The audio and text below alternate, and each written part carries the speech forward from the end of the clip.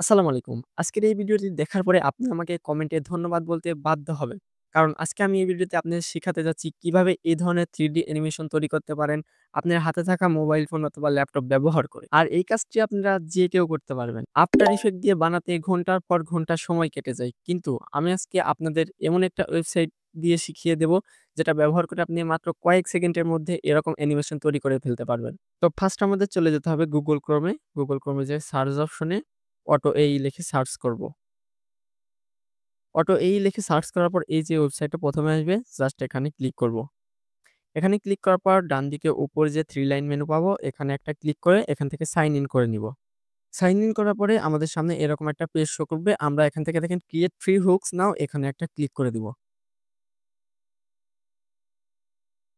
এখানে ক্লিক করার পর আমাদের সামনে এরকম একটা ইন্টারফেস শো করবে।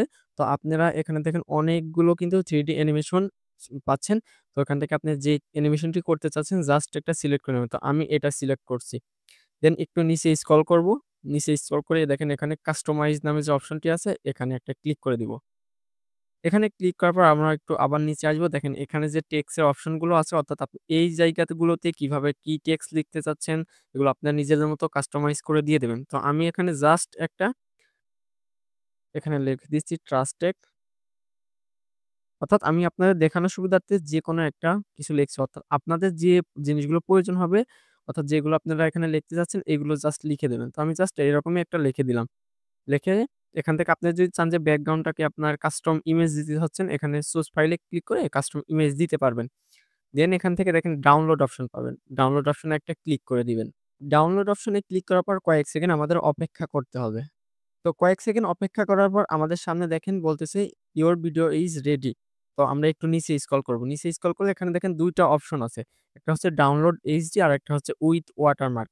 তো ডাউনলোড এইচডি দিয়ে যদি আমরা ডাউনলোড করতে চাই তাহলে অবশ্যই আমাদের তাদের সাবস্ক্রিপশন থাকতে হবে। যেহেতু আমরা ফ্রিতে ব্যবহার করব, আমরা এখানে উইথ ওয়াটারমার্ক এই অপশনটিতে ক্লিক করে দিব। ক্লিক করে এখানে ডাউনলোড এনিওয়ে এটা ক্লিক করে দিব। এটা ক্লিক করার সাথে, সাথে দেখবেন আমাদের ডাউনলোড শুরু হয়ে গেছে। ভিডিওটি ডাউনলোড হয়ে গেলে আমরা সরাসরি CapCut এ ইম্পোর্ট করে নিব।